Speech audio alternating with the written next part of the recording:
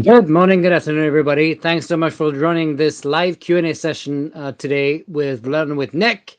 We're going to get started in about 10 minutes. We have quite a few questions already from LinkedIn and Twitter, but if you want to ask your questions live today, just make sure you go to the comment section and start with a Q and post it now so we can start prioritizing your questions. Stay tuned. We're going to get started in about 8 minutes.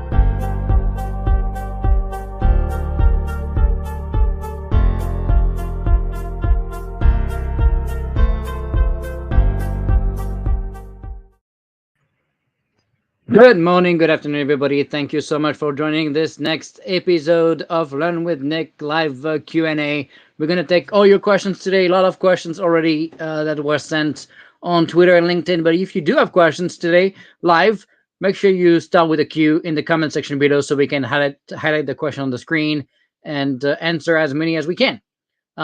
So before we get started, I wanted to remind everybody to subscribe for the show. If you have not already done that, go to inthenicoftime.tv and you're going to get an email a week to tell you about the next episodes. Next Tuesday, 1 p.m. Eastern, we're going to have the team from TAQ, sorry, the team that's behind the government team that's behind the TAC capability. That's really a game-changing set of mobile applications to empower the warfighter, and they're gonna tell us how they managed to be able to move at a pace of relevance and build capabilities in the U.S. government. So it's going to be a great session next Tuesday, 1 p.m. So make sure you register. Also wanted to remind everybody we launched the learnwithnick.com platform, 50% off for military veterans and civilians, 20% off for early adopters. Let's beat China. You're going to see new content every week, sessions like this. But more importantly, you're going to see what we're going to be launching in the next couple of weeks with hands-on labs all the way to certificate with a CNCF on Kubernetes and other things. So it's going to be pretty cool. So check that out if you want to try it. We have a free 10-day trial as well. If you've missed the last videos we just pushed a couple of weeks ago, we were able to, the same week of the Uber breach, publish a video on the Uber hack and what we know, what we learned. That led to a lot of questions from the audience on the break glass accounts, which are the accounts that effectively the malicious 18-year-old hacker used to be able to get into the crown jewel of Uber. So we made a video as well on break glass accounts. What are they? How to protect them? How to use them safely? So check that out. It's actually a pretty good content because we couldn't really find a lot on YouTube, funny enough, on break glass accounts whatsoever. So that's definitely something you want to check out. Wanted also to thank you all because we got 90,000 views now after 2 days on our book post on LinkedIn asking you what books we should be reading in 2022. We ended up putting the 250 recommendations you gave us, which was a lot, to turn it into the top 20.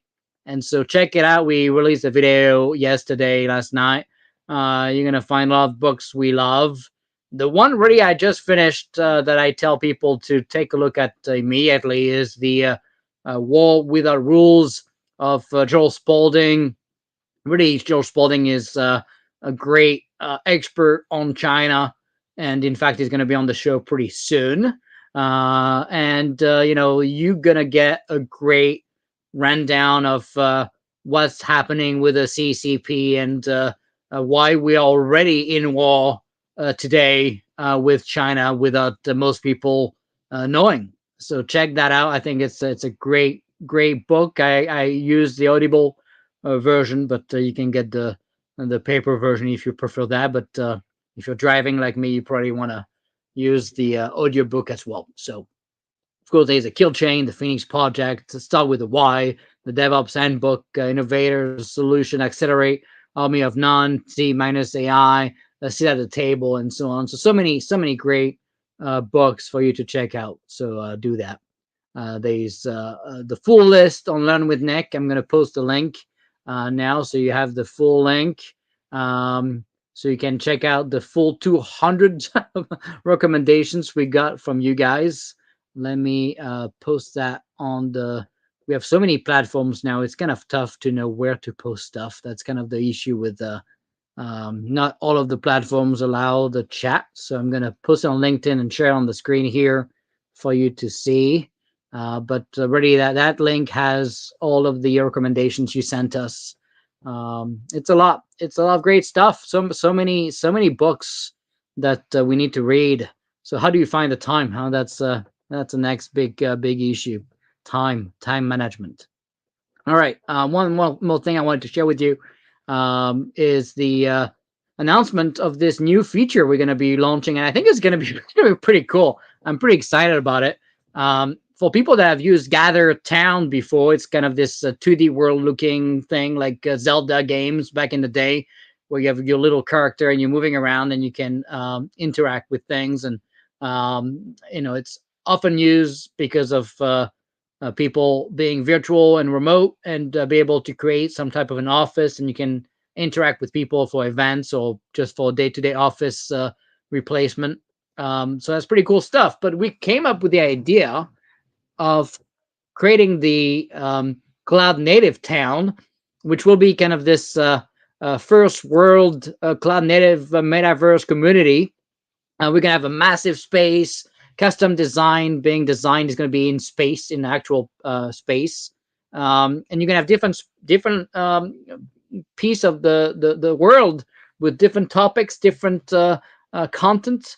Of course, you're gonna have the full Learn with Nic videos, but you're gonna have also access to different rooms about DevSecOps, culture, cyber, Kubernetes, and so on. But then more importantly, we're going to have all the CNCF companies putting their releases and new videos and events. So we're going to have a big space for keynotes. People can just walk by there and listen to the next announcements. So companies like Encore or T-Tray or Harness or GitLab will be able to announce their next releases, what they've been working on. Everybody can come and listen, ask questions.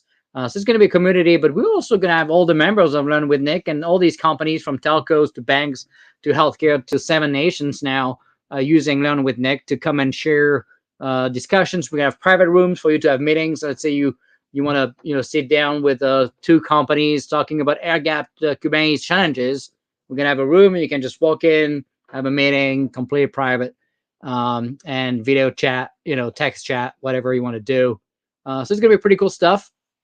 We're going to have curated content, of course, master classes. I have great guests coming to record 4 or 5 hours master classes on architecture, modeling and simulation, cyber, zero trust, and acquisition.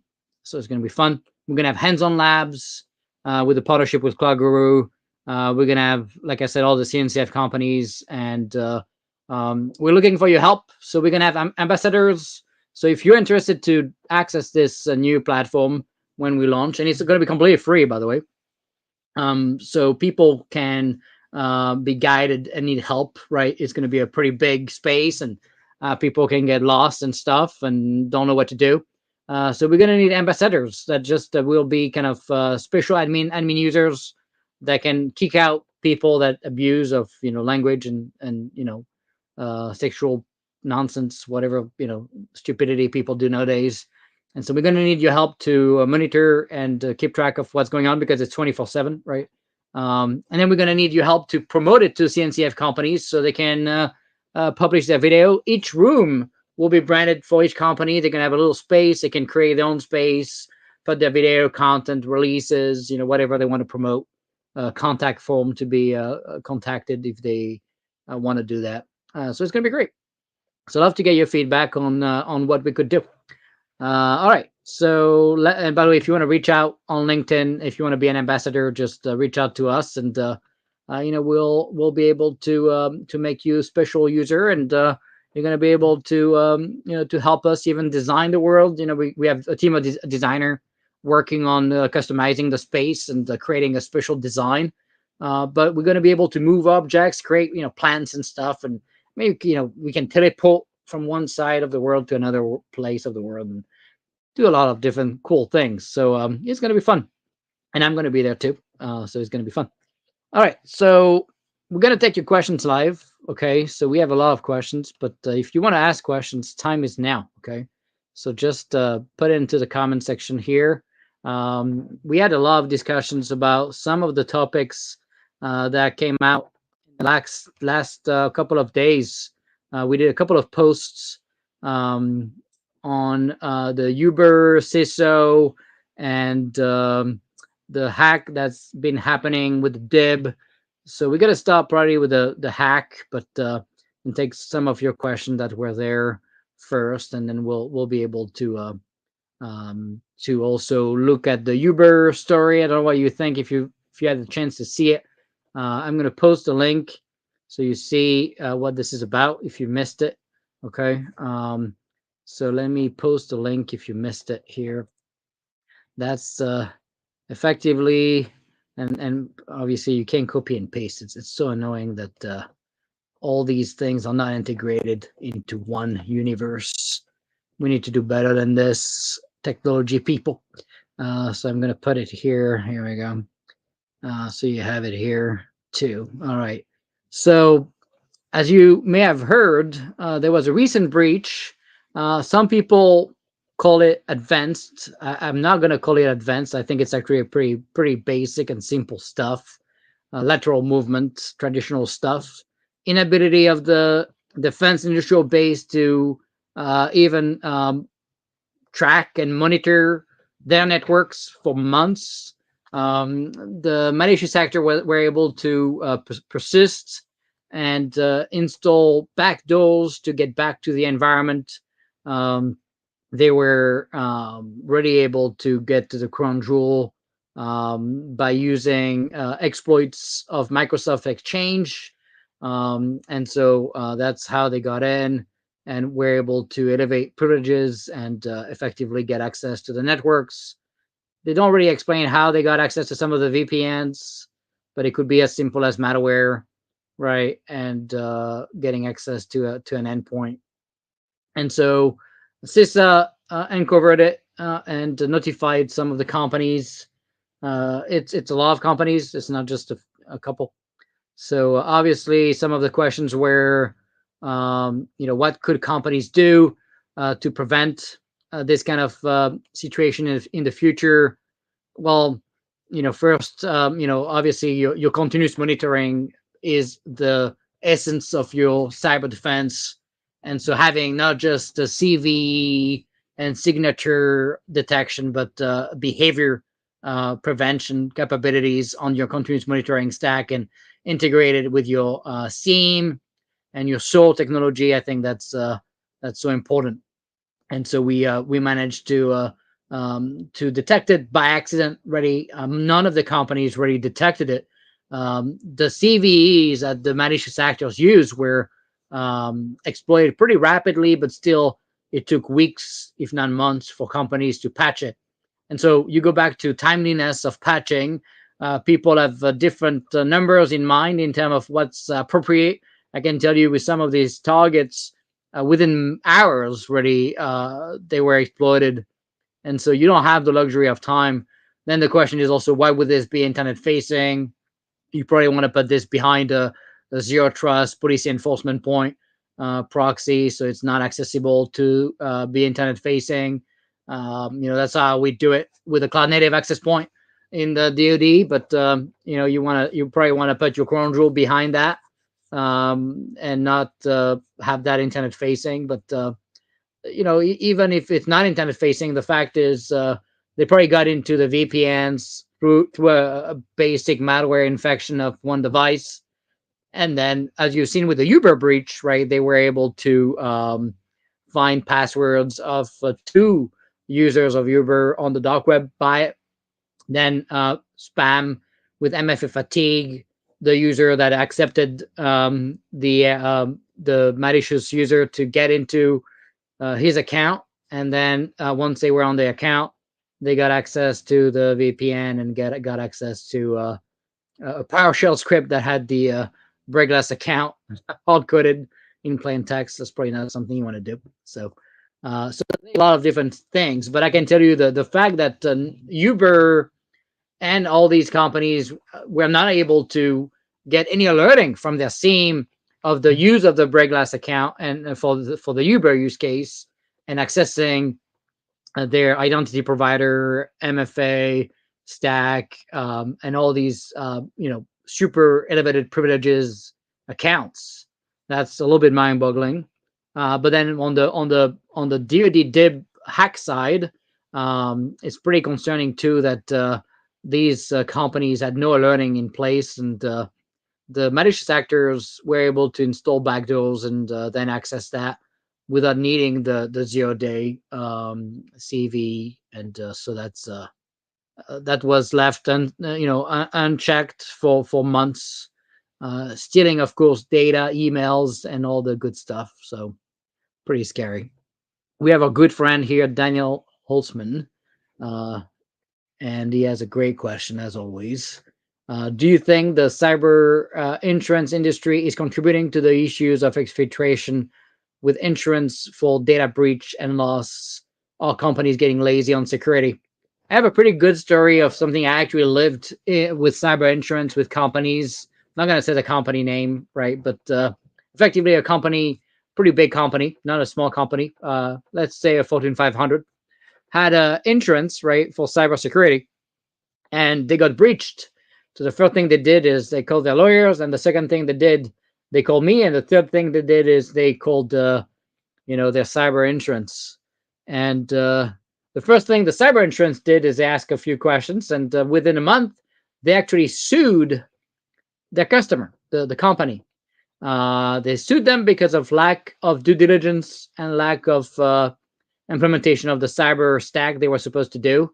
As part of the contract, which no one really reads, the cyber insurance had very clear expectation of cyber defense, and the company signed the contract, bought the insurance, and effectively did not put in place a lot of the cyber stack that was supposed to be there, which most of the stuff is something you would expect to have anyways, nothing fancy, but they didn't have it, at least not holistically across the enterprise. And that's the other thing is, okay, you have an IPS, you have a SIEM, but you have an endpoint protection solution, a mobile device management solution, but is it really across the enterprise?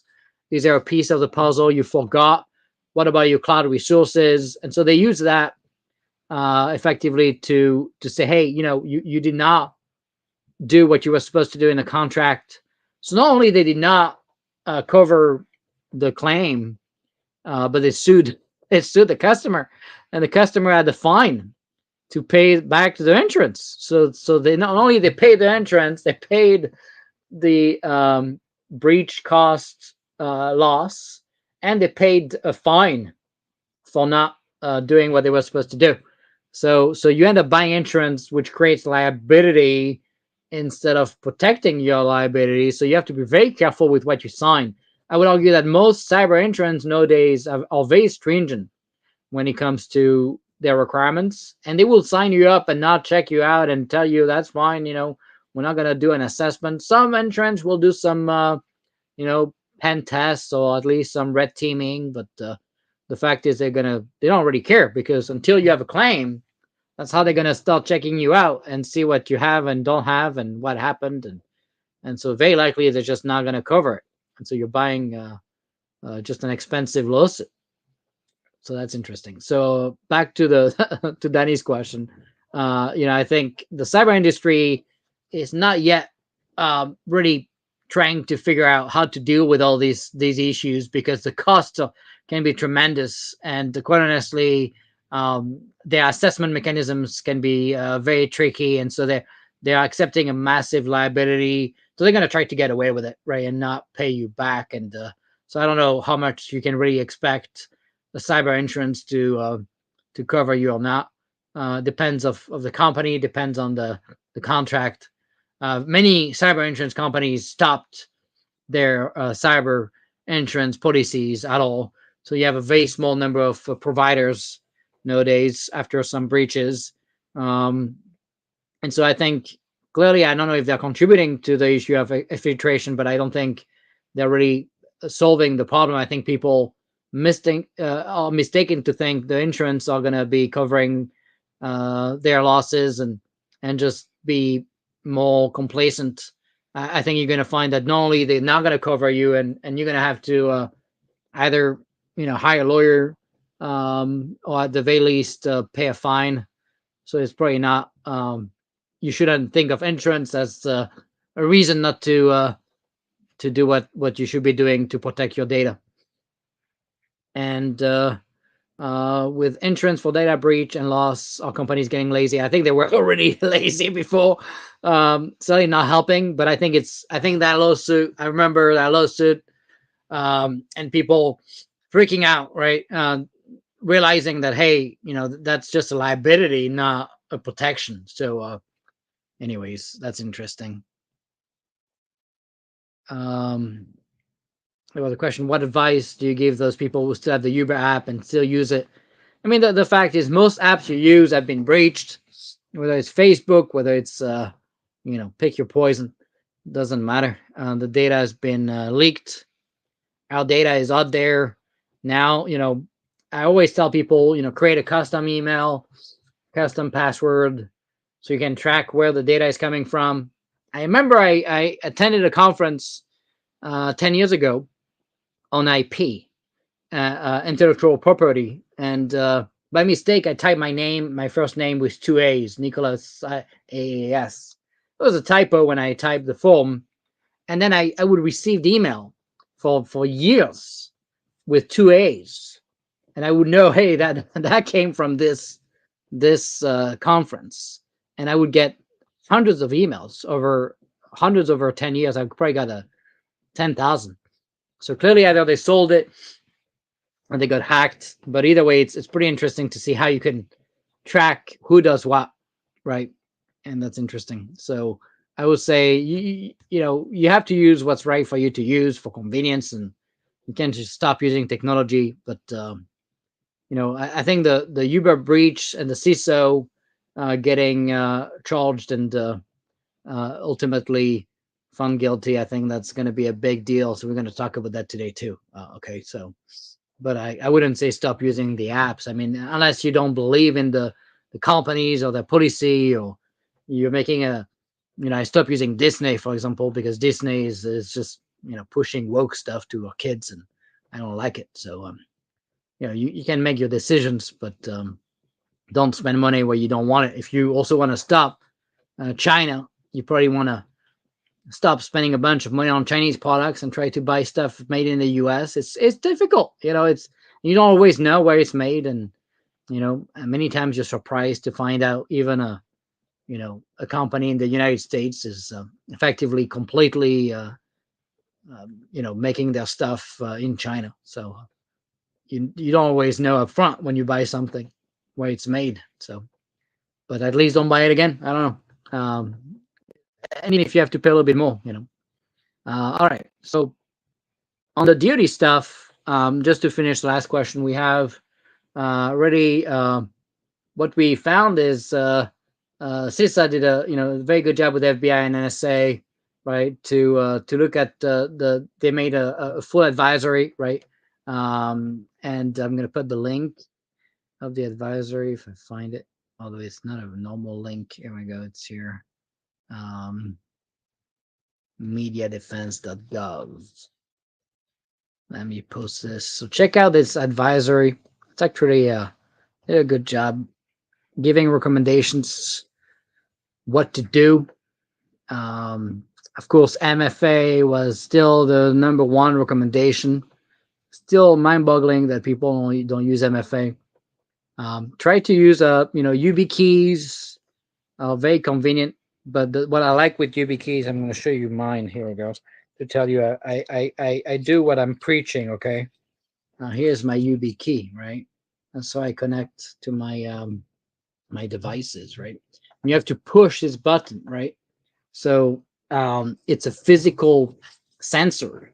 So a malicious actor could not fake that, and so you have to physically push it, right? And so that's interesting, right? It's a multi-factor because you have, of course, the pin, something you have, right, the key, but then you have to push it, and that's another aspect that a malicious actor could not simulate. So I like that a lot. So do that. Very expensive though. It's $50 a pop. It's pretty crazy, but USB-C, So Trey had a good question. When will there be accountability in DoD programs for post-cyber? Well, it depends also what we mean by DoD programs, right? In this case, it's DIB, And quite honestly, these requirements, including, as you know, with the CMMC and all the NIST 171 requirements, people have been getting away with self-attestation forever. CMMC is supposed to be solving that. I think it's going to be very tough. People are going to make a lot of money doing assessments, all to find out you can check the boxes and still not be secure. More importantly, when you have a large organization, you look at MFA.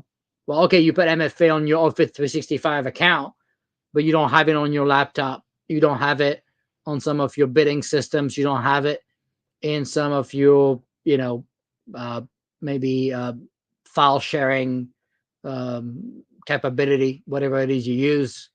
Then you don't really have MFA, but you could end up checking the boxes just by showing that you have it on emails, right? So I guess the question is, how do we really assess an end-to-end network of a very large organization? You can get away with it with a small company, but imagine a company like Lockheed with hundreds of offices, locations, just can't physically demonstrate that you have the right cyber stack across the enterprise. Very difficult, right?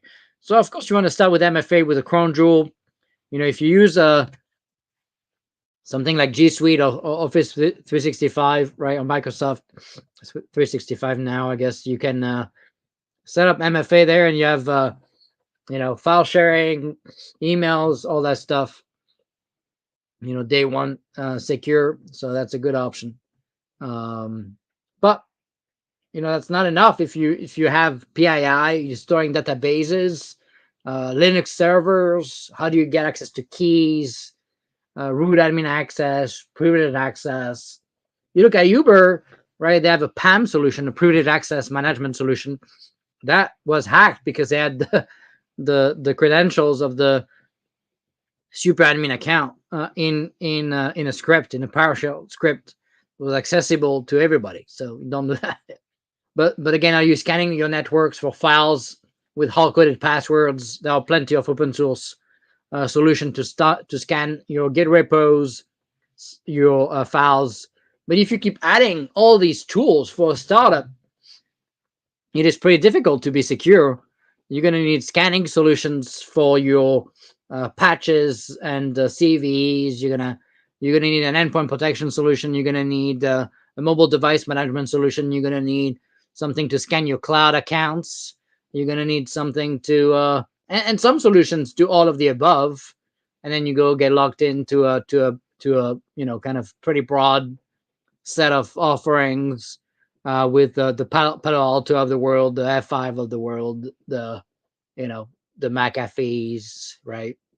So and then of course when it comes to DoD teams, they delegate that to the vendors and the DIB, and there's so much they can do to make sure that all these companies and the subs are doing what they should be doing. And there should be, my take is there should be a national database of breaches with the how, the impact, the PII, PHI,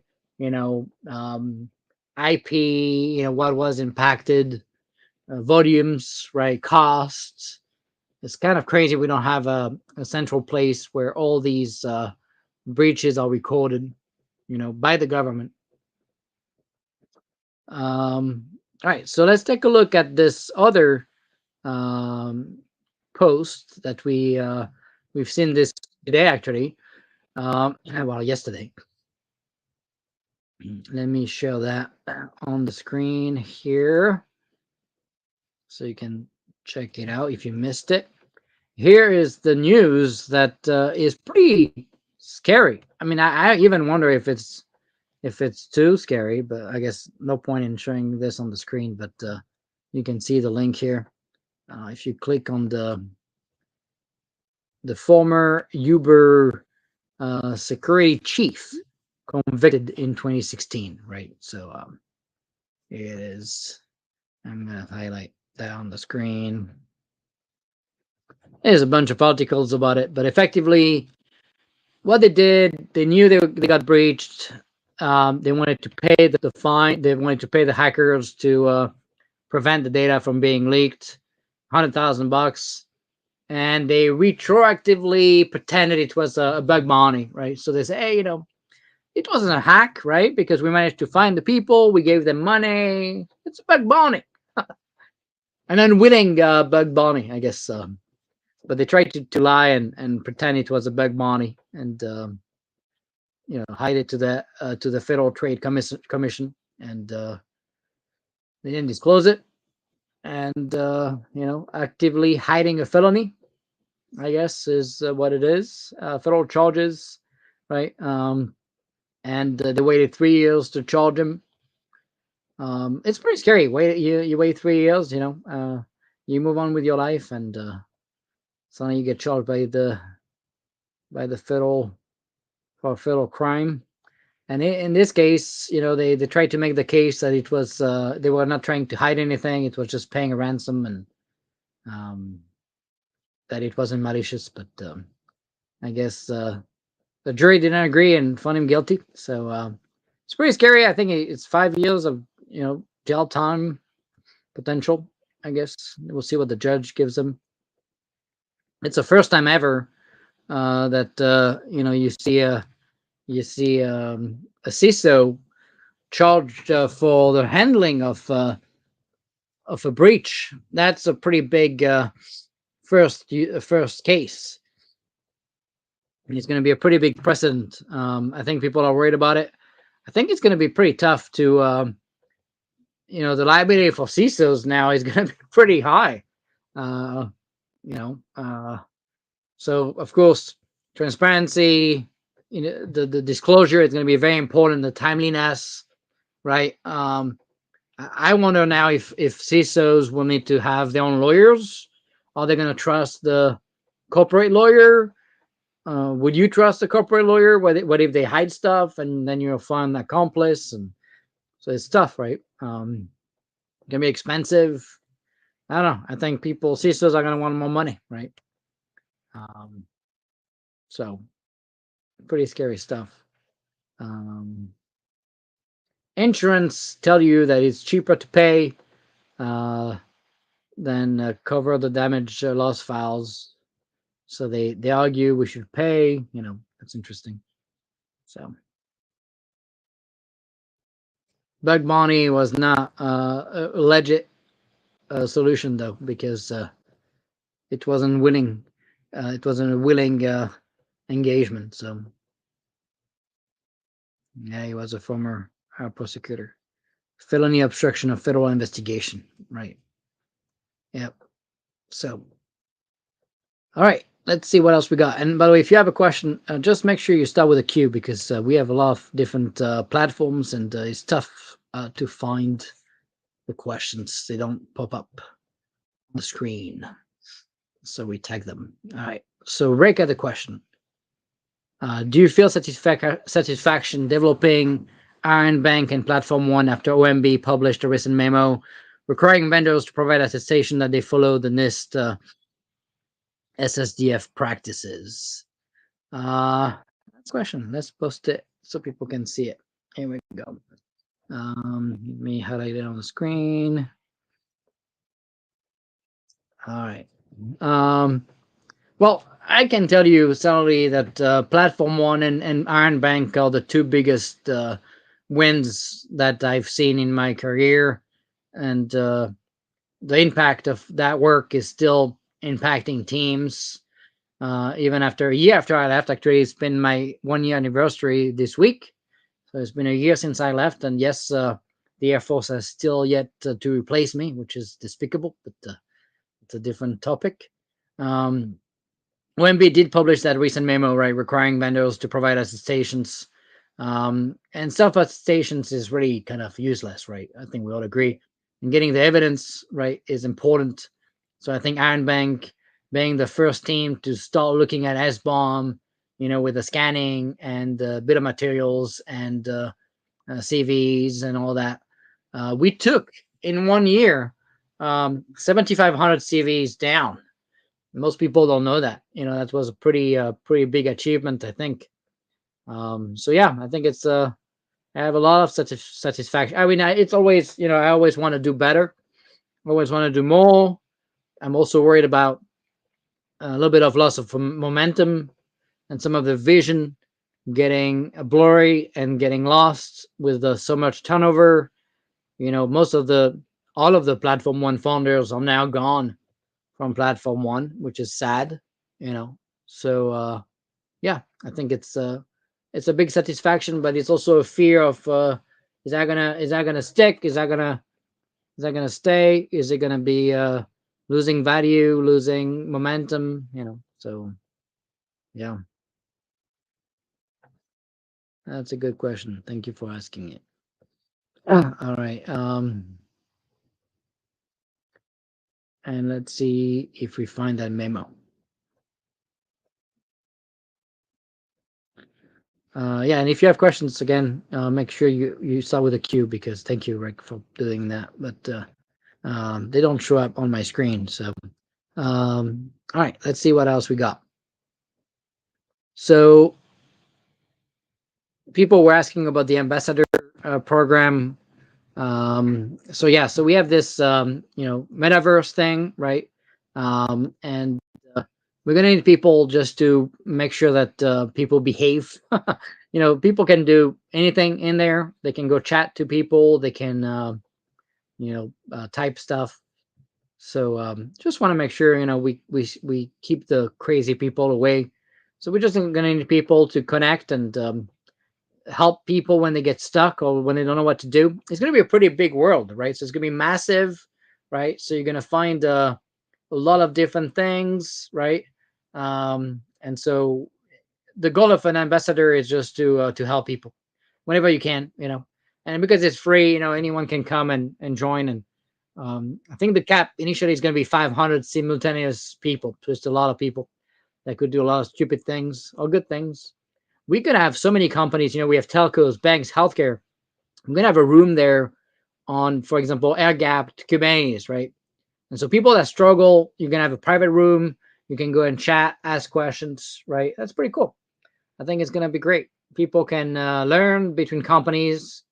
Last time I saw, there was a telco, one of the largest telco with a bank, talking about air gapped, what they're doing on 5G. So it's cool. You can share your journey.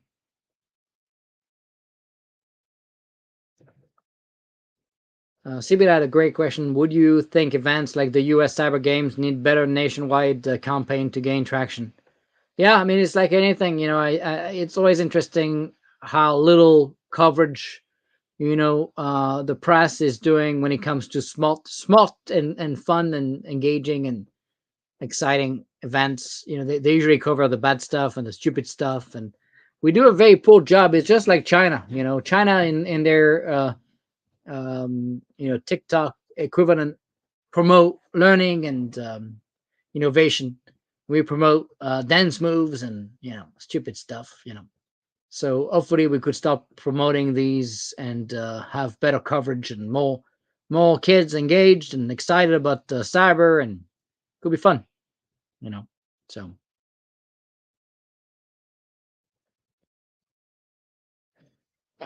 Troy always puts me on the spot. He's good. Ah, I don't know if the army is actually moving to Google Workspace. From what I understand, so the question is, what are your thoughts on the army moving to Google Workspace?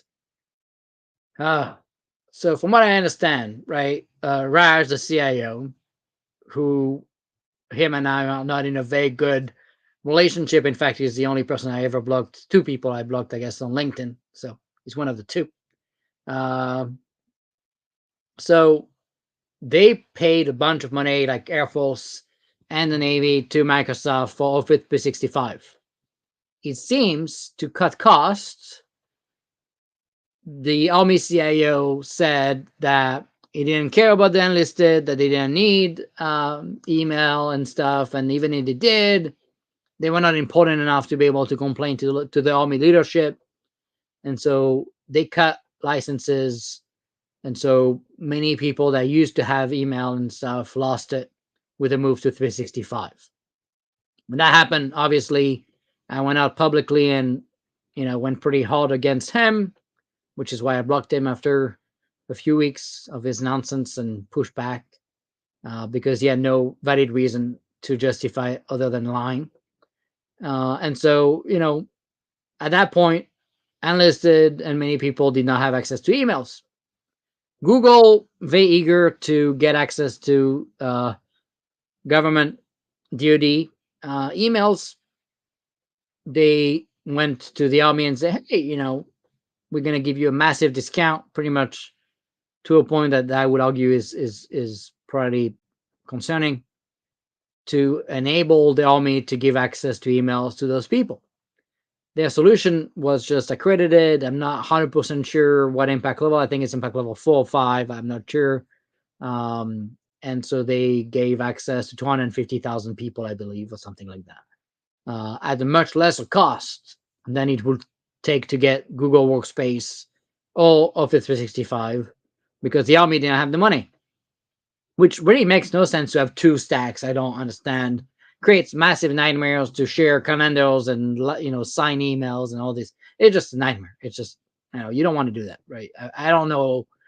Any CIO with half a brain will know that you don't want to have two email systems. It doesn't exist, right? That's not a thing. So they did it, and now they gave access to the 250,000 people. Google very happy, of course, because now they have a chance to compete. And it's fine to have competition, right? The issue I have is, how was this competed? What cost did they pay per user, and why was the discount so significant compared to what you and I can go buy on Google Workspace? Is that legal? I don't know. So yeah. I don't think it makes any sense, right? At best, what he should have done is go to Microsoft and negotiate a deal to cover the licenses, right? I just don't see the point. I don't get it. I think it's short-sighted. I think it makes no sense. You don't want to have two stacks for that stuff. You want to have one stack. You're creating a massive amount of tech debt. And guess what? The second year or the third year, when you're completely locked in and you need it, we'll see what price end up charging to renew the contract, right? And so that's the game, right? They're going to go cheap the first year, and then the second year is going to be crazy pricing, so I can see it coming 5 miles away. I don't know. It just makes no sense. So, yeah. So, yeah. I guess there was a question, why does it take 30 minutes to log in to Air Force computers? First, I don't think that's just Air Force computers, to be clear. I think it's all of DoD, okay? I think the Air Force users have been a little bit more vocal, probably because people like me created this concept of holding people accountable on LinkedIn and being more public. I think clearly if you go to you go to the Navy, you're gonna see kind of the same issues there. So I wouldn't think it's an Air Force only problem. Okay. So I'm gonna bring it up on the screen. Here we go. So why does it take 30 minutes? There's different things when it comes to logging in on a computer, right? First, I can tell you my experience on the modern Air Force computers was perfect. No difference with my commercial device. I mean, sure, you use a CAC, you have to put the CAC in. I use my YubiKey, I have to put it in. You have a pen, same thing. It's the same. The connecting to the VPN was more painful. That's a different thing, right? It's not logging into the computer, it's connecting to the VPN. That I had never really had a big problem. It would take anywhere from 1 to 3 minutes. It's one time the morning, never had a big issue. The VPN was down maybe 5 days out of 3 years, and I had to use a different VPN. Not the end of the world. So I wasn't too upset about it. The issue you've seen is a lot of the Air Force employees have older devices, and it takes time to swap, right? We're talking about 800,000 devices, okay? People need to realize this, right? People just forget volumes, right? This is not, your grandma in a garage updating their devices, right? It's hundreds of thousands of devices. And during COVID, it was tough to find devices. It was almost impossible to get the devices shipped. Okay, so they were able to swap at least 60% already. So there's still 40% of the devices are very old. I mean, it's 4 or 5 years, and it's not SSD drives, and it's so slow. And then you have the other problem, which is Cyber Command fighting with the Air Force to have, and the ODCIO, to have Tanium and McAfee on the same device, which makes no sense and creates conflicts and issues. And so, one, you want to remove one of the two. Two, you want to solve the VPN by moving to the cloud native access point with the client that self connects and completely seamless and gives you access to cloud resources and on premise Nipper resources. That's what we use, at Platform One. So yeah, it's something that clearly we could have solved. At least the Tanium, the McAfee thing could be solved in 2 minutes, right? And then the VPN stuff could be improved, but it's not 30 minutes. Okay, it's just not true. So yeah. um let's see what questions we have.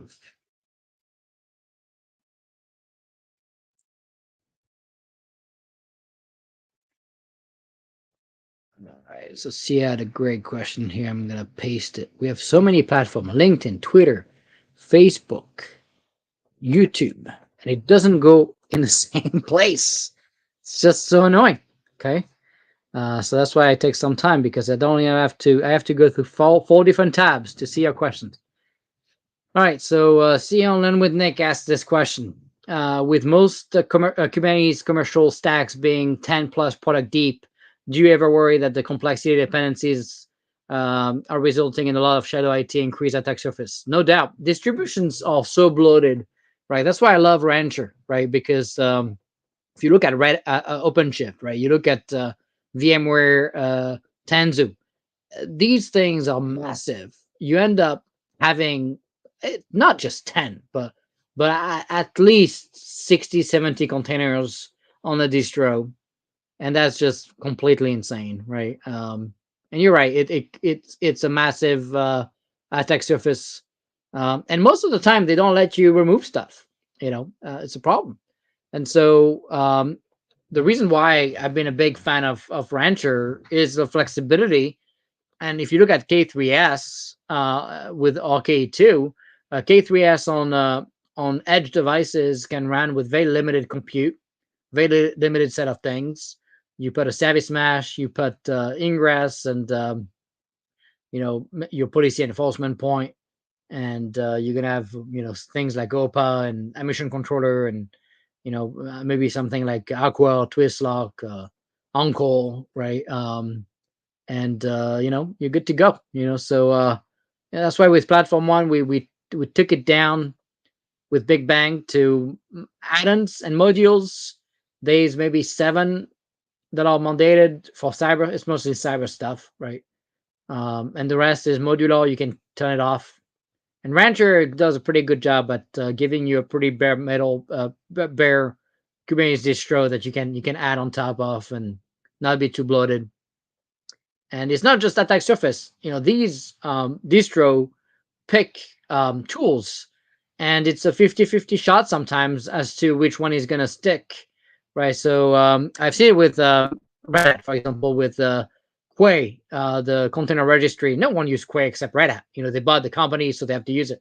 But the fact is, it doesn't. It's not the one that's winning on the market. Harbor that we use at Platform One, for example, is these Chinese Chinese stuff.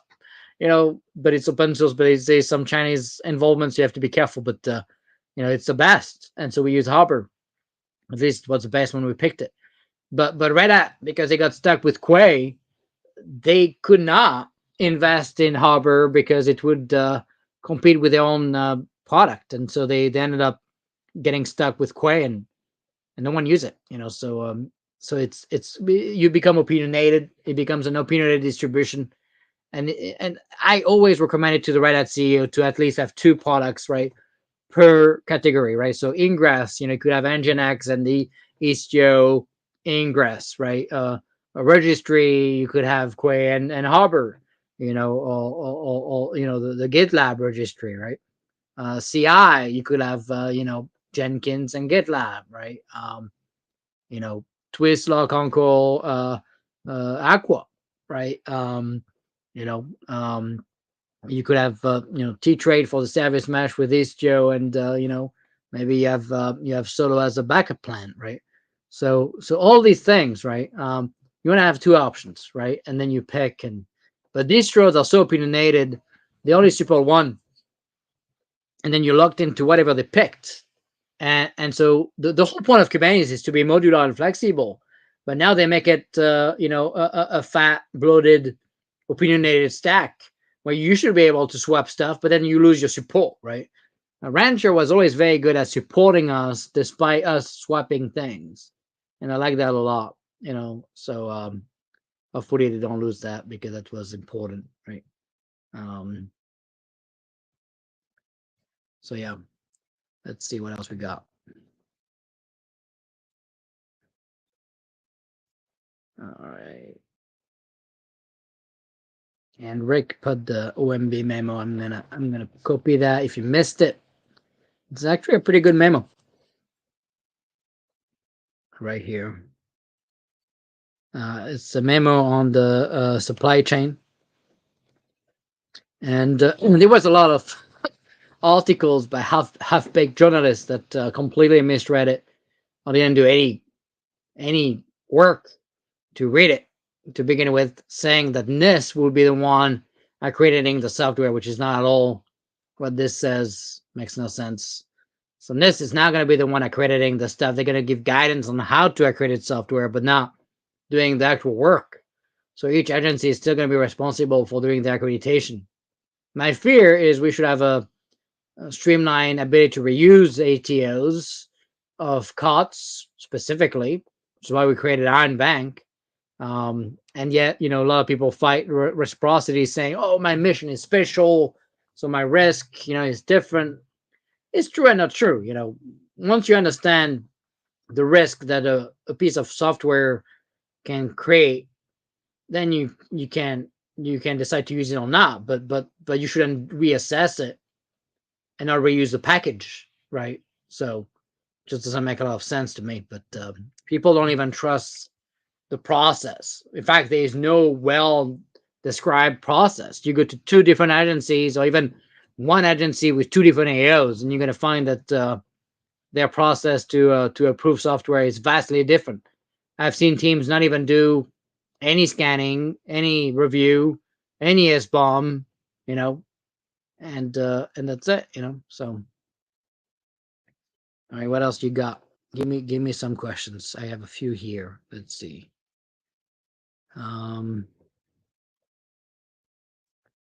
This one we answered. So CISA, there was a question about CISA.